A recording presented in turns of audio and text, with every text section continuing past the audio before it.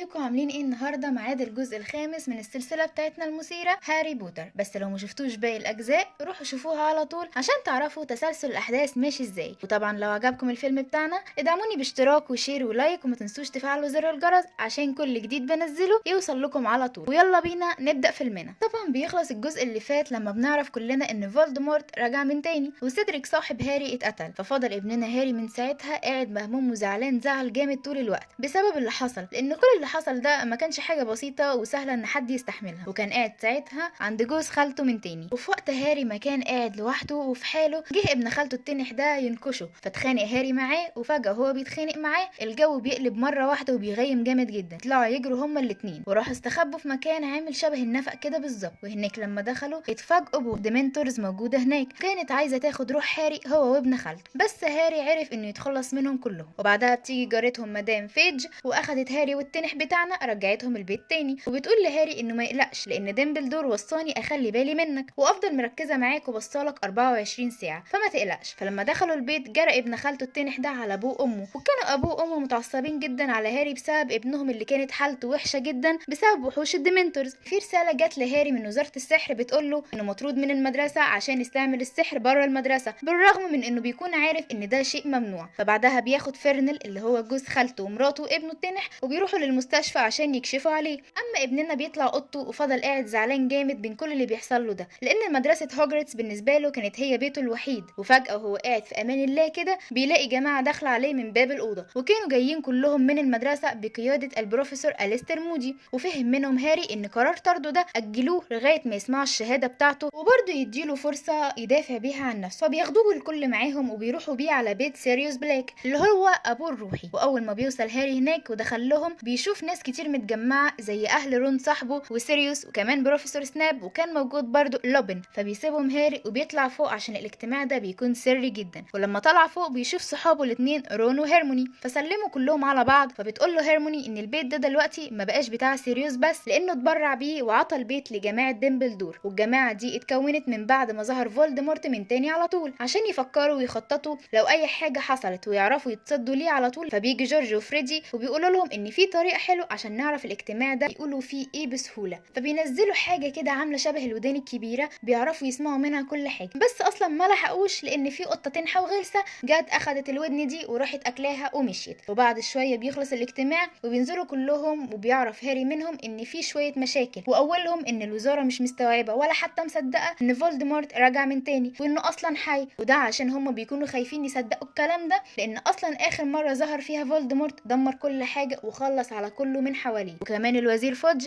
خايف ان دامبلدور يكون بيعمل كل ده عشان ياخد مكانه في الوزاره، فالموقف في الوقت الحالي بيكون مش تمام. وبعد ما خلصوا كلام واكلوا طلع الكل علشان يناموا، وهاري طلع علشان ينام مع اصحابه. وتاني يوم بقى بياخدوا ارثر ويزلي يوديه جلسه الاستماع بتاعته في الوزاره. فاول ما دخل هاري هناك بيشوف دامبلدور موجود، وبيقول لهم هاري انه استخدم السحر بس بره المدرسه عشان ينقذ حياته من وحوش الديمنتورز، وانه مباح استخدام السحر ليه في الحالات الخطيره جدا. فكلهم كانوا مصدقين ان فولدمورت هو اللي عمل كده، ما عدا بس الوزير اللي رفض يصدق الكلام ده وان الديمنتورز كانوا فعلا عند هاري وبيلاحقوه. بس الوزير ما صدقش الكلام ده غير لما جت مدام فيج اللي اتكلمنا عنها في بدايه الفيلم وقالت ان كل كلام هاري صح. فصدق ساعتها الوزير ان الديمنتورز فعلا كانوا عنده هاري، بس برضه مرضاش يصدق ان فولدمورت رجع من تاني. فساعتها ظهرت براءه هاري وعفوا عنه واتقفلت القضيه. وبعد ما خلصوا بيركبوا القطر كلهم وبيروحوا المدرسه من تاني. واول ما وصلوا هناك بيتعرفوا على بنت اسمها لونا، وبتكون بنت طيبه جدا وغبانه وفي حالها، وكمان بتكون معاهم في المدرسه القاعه الكبيره عشان ياكلوا وهم بيسمعوا كلام ديمبلدور. هو بيقول لهم ان هاجريد السنه دي مش هيدرس لكم لانه مش هيكون موجود في المدرسه حاليا. السنه دي برضو هيكون معانا وكيله الوزير البروفيسور امبريدج، وهتكون موجوده هنا عشان تراقب الامور بشكل افضل وعشان تدرس لكم ماده الدفاع ضد السحر الاسود. فبعد ما بيخلصوا كلام بيطلعوا كلهم عشان يناموا. وتاني يوم هاري بيكون ماشي وسط اصحابه، وبيكون اصلا اول ما وصل للمدرسه وهم بيعاملوه معامله وحشه جدا لانهم ما بيكونوش مصدقينه. وغير كده وكده كان بيجيله احلام وحشه جدا وكوابيس مرعبه، بس برغم كل ده كان بيحاول هاري انه يقاوم كل حاجه. وتاني يوم كانت اول حصه ليهم مع بروفيسور امبريدج، وبتقول لهم ان خلاص كده وقت تعليم التعويذ السحريه انتهى خلاص، وان الوزاره برضو قررت انكم مش ضروري تتعلموا وتدرسوا التعويذ حاليا. فبيرد عليها هاري بيقول لها طب احنا هندافع ازاي عن نفسنا لو جه واحد زي ديمبلدور ده ومعرفناش نتصدى ليه او حتى نواجهه. فتعصبت عليه البروفيسور امبريدج جدا وطلبت منه يروح لها مكتبها المواجهه بعد الحصه. وفعلا بعد ما بتخلص الحصه بيروح لها هاري، فبتطلب منه ياخد ورقه وقلم ويفضل يكتب عليها انا ما ينفعش اكذب تاني. وطبعا الكلام اللي كتبه ده بيطبع على ايده بالدم والتجريح، وكل ده كان بيوجعه جدا ومخليه يتألم قوي. وطبعا امبريدج بتعمل كده في هاري عشان بتكون مفكره ان هي اول ما تعمل كده بتعاقبه مثلا انه ما يكذبش تاني. ومن ساعتها والموضوع بيزيد عن حده، وبدأ الوزير فودج يدي امبريدج صلاحيات انها تعمل اللي هي عايزاه في المدرسه، ومحدش يكلمها طبعا، تطرد اللي هي عايزاه وتخلي اللي هي عايزاه، وكمان تحط القوانين اللي عايزاها وتغير فيها بمزاجها،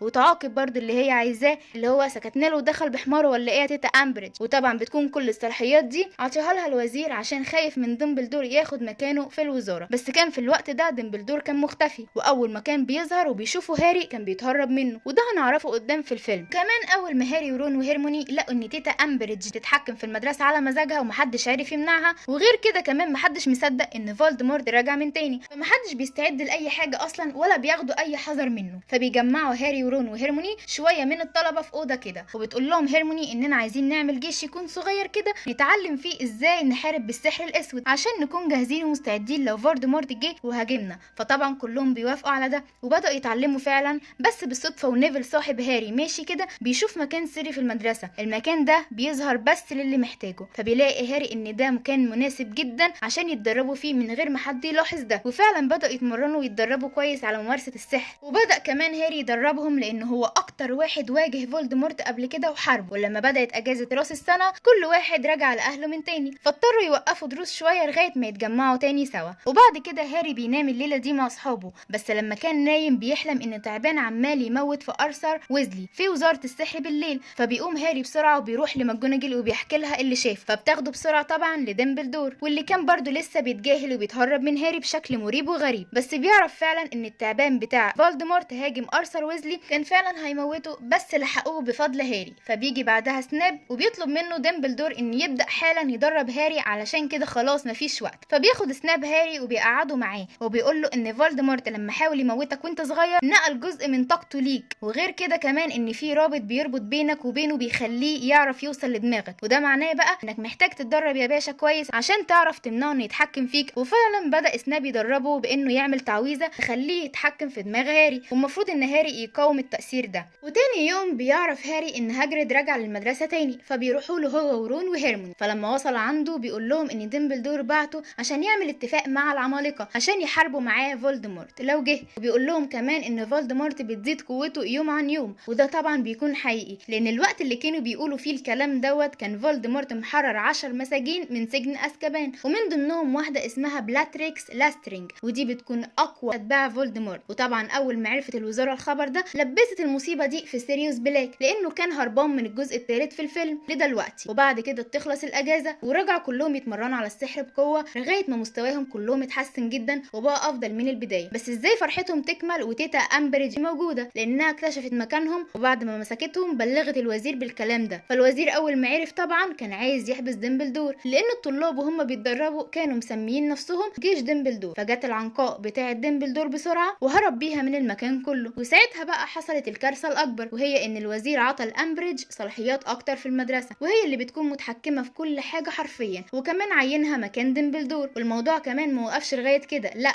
دي فضلت تعذب في الطلاب اللي كانوا بيتدربوا على السحر من وراها. وبداوا الطلاب كلهم من ساعتها يبصوا لتشو على انها الخاينه اللي فتنت عليهم، بس اللي محدش يعرفه بقى من الطلاب انها فتنت عليهم غصب عنها لانهم شربوها اكسيل الحقيقه بالاجبار، وكان ده طبعا شيء غصب عنها. تاني يوم بياخد هاجريد هيرموني وهاري ورون وبيقول لهم ان طالما امبريدج عملت كده في دمبلدور يبقى ممكن تطردني في اي وقت، فانا عايزه اوصيكم على اخويا وتاخدوا بالكم منه لو حصل كده وطردتني فعلا. وفي اللحظه دي بيظهر واحد من العمالقه اسمه جراوب، وده بقى بيكون اخو هاجريد، فبيوعدوه هما الثلاثه ان هما هياخدوا بالهم منه فما يقلقش. وبعدها بيسيبهم هاري وراح لسناب عشان يكملوا تدريب اكتر واكتر عشان فولدمورت ما يعرفش يدخل جوه عقله ويعرف ازاي يتحكم فيه، وكمان يعرف كل ذكرياته. ففي خلال الوقت ده فضل سناب يشتم في ابو هاري وبيقول له ابوه كان شخص زباله ومش تمام، فتعصب هاري جدا منه واستخدم التعويذه اللي بيستخدمها سناب عليه عشان يعرف يدخل دماغه. فشاف هاري وقتها ان ابوه كان شخص متنمر جدا وهو صغير، كان ممرمط سناب معاه ومهزقه قدام الكل بطريقه مش كويسه خالص. فبيتعصب سناب وراح قام طرد هاري من المكان. وتاني يوم جورج وفريد اخوات رون بيكونوا فعلا زهقوا وجابوا اخرهم من الوليه اللي اسمها امبريدج، فدخلوا القاعه لما كانت بتمتحن الطلبه وضربوا مفرقعات ناريه كتير بتطير في الجو وفي كل مكان، فدمرت ورق الامتحانات وكمان فجرت المكان كله بما فيهم تيتا امبريدج. وبعد كده الطلاب خرجوا كلهم من القاعه وفضلوا يحيوا جورج وفريد على اللي عملوه لان محدش كان عارف يعمل لها حاجه. لكن هاري فجاه هو واقف معاهم بيقع على الارض وبيشوف جوه دماغه ان فولدمورت هيموت سيريوس بلاك، فبياخد رون وهيرموني وطلع بيهم مدخنه امبريدج عشان دي بتكون اسرع طريقه ينتقلوا بيها من المدرسه لاي مكان تاني. بس بتمسكهم امبريدج، بس المره دي كانت هتعذب هاري وهتاذيه بالتعويذه جامد جدا، فبتقول لها هيرموني خلاص سيبيه وما تاذيهوش وانا هوريكي سلاح ديمبلدور السري اللي انت عايزه تعرفيه. وفعلا اخدوها هي وهاري وراحوا مودينها عند جراوب اخو هاجريد. فجت كمان حيوانات القناطر اللي اتكلمنا عنها قبل كده في الفيلم، وكانوا متعصبين من امبريدج والوزاره جدا لانهم بيخنقوهم وبيضيقوا عليهم الدنيا. فعلى طول بيجي جراوب وراح ماسك امبريدج ومعلقه في الهوا كده زي الكتكوت المبلول، وراح عطيها للقناطر يتصرفوا معاها براحتهم لانها بتكون قتلت واحد منهم. وكده يبقى سلامات يا تيتا امبريدج، مش هنشوف وشك تاني الحمد لله. وبعد كده بيرجع هاري للمدرسه فلقى اصحابه موجودين وعايزين يروحوا كلهم معاه، فبياخدهم كلهم معاه وبيروحوا على قسم معين موجود في وزاره السحر، والقسم ده بيكون مليان كور جواها نبوءات مختلفه. فهاري قاعد يدور على كوره سيريوس في المكان، لكن الغريب بقى انه ملقاش اي حاجه تخص سيريوس، لكن بيلاقي كوره باسمه هو شخصيا. فبيبص جواها وبيلاقي جواها ان هاري وفولدمورت ما ينفعوش يعيشوا هما الاثنين، ولازم واحد فيهم يخلص على التاني عشان التاني يعرف يعيش. فجاه هاري وهو واقف بيظهر له ليسيوس مالفوي ومعاه لاسترينج اللي هربت من السجن، وكمان بيكون معاه مجموعه كبيره جدا من اكلي الموتى. فبيطلب لوسيوس من هاري انه يديله النبوءه، وبيقول له ان فولدمورت خلاك تفكر وتشوف ان سيريوس بلاك هنا، بس هو جابك هنا اصلا عشان هو عارف ان محدش هيعرف يشوف النبوءه دي ويلاقيها غيرك. فبيرفض هاري يديها له، وبدا هو واصحابه يحاربوهم بالتعويذ ويحاولوا يهربوا من المكان باسرع وقت. وكان كل واحد من صحاب هاري يعرف له اي تعويذه كان بيقولها لانه كان الموقف صعب وكمان هم كانوا لوحدهم. فجروا كلهم ناحيه بوابه شكلها غريب كده، فبيجي لوسيوس لهاري وهو ماسك كل اصحابه وبيهددوا انه هيموتهم كلهم لو ما عطوهوش النبوءه. ففعلا بيديله هاري النبوءه لما بيحس ان اصحابه في خطر. بس فجاه بيجي سيريوس بلاك مع لوبن وفضلوا يحاربوا اكلي الموتى لغايه ما خلصوا على جزء كبير قوي منهم، وكمان النبوءه بتكون اتكسرت. وللاسف الشديد لاسترينج بتضرب سيريوس بلاك بتعويذه خطيره فبيموت قدام هاري. وقتها هاري زعل جدا وانهار وفضل يزعق ويصرخ لان سيريوس كان اخر حد باقيله في العيله بتاعته. فتعصب جدا هاري عليها وفضل يجري ورا لاسترينج وكان عايز يخلص عليها ويقتلها. فبيجي في اللحظه دي فولدمورت وبيمسك هاري، بس لحسن حظ هاري طبعا بيجيله ديمبلدور تاني عشان يحميه وبدا يحارب فولدمورت بكل قوه. وفي الوقت ده يا جماعه بنكون عارفين قد ايه فولدمورت كان قوته كبيره لدرجه ان لما كان بيحارب ديمبلدور ومعرفش يخلص عليه بيدخل جوه هاري عشان يعرف كل الاسرار اللي تخصهم وكمان نقط ضعفهم وبعد كده يبقى يموتهم براحته. فبيحاول هاري انه يقاوم بقوه بس فولدمورت بيخرج منه ولسه كان هيموت هاري. فجاه بيجوا كل موظفين الوزاره فبيهرب فولدمورت بسرعه من المكان. بس فوتش الوزير ساعتها بيتاكد فعلا ان فولدمورت رجع من تاني للحياه لانه المره دي بيكون شافه بعينه. وبعد ما خلصت المعركه دي رجع كلهم المدرسه من تاني ورجع ديمبلدور من تاني في المدرسه. كمان حولوا امبريدج للتحقيق. وبعد كده بيقعد هاري مع ديمبلدور لوحدهم. ساعتها بس ديمبلدور بيشرح له هو كان ليه بيتجاهله الفتره اللي فاتت دي وبيعتذر له بيقول له سامحني لاني كنت بتجاهلك واتهرب منك لاني كنت عارف ومتاكد ان فولدمورت هيعرف يستخدم دماغك ويدخل جواها ويعرف كل حاجه عننا. فقلت مع نفسي لو بعدت عنك شويه هو هيبعد عنك ومش هيهتم بيك. فبعد كده بيسامحوا هاري وبيروح بعديها لاصحابه تاني وبياخدوا كل شنطهم وحاجاتهم وبيرجعوا لاهلهم من تاني لان السنه الدراسيه بتكون خلصت في المدرسه. وبكده يا حبايبي يكون الجزء الخامس خلص على خير. اشوفكم في الجزء الجاي باذن الله مع احداث مشوقه جدا. بس لو عجبكم الفيديو يا حبايبي اشتركوا في القناه وفعلوا زر الجرس عشان يوصل لكم كل جديد بينزل في القناه. وسلام.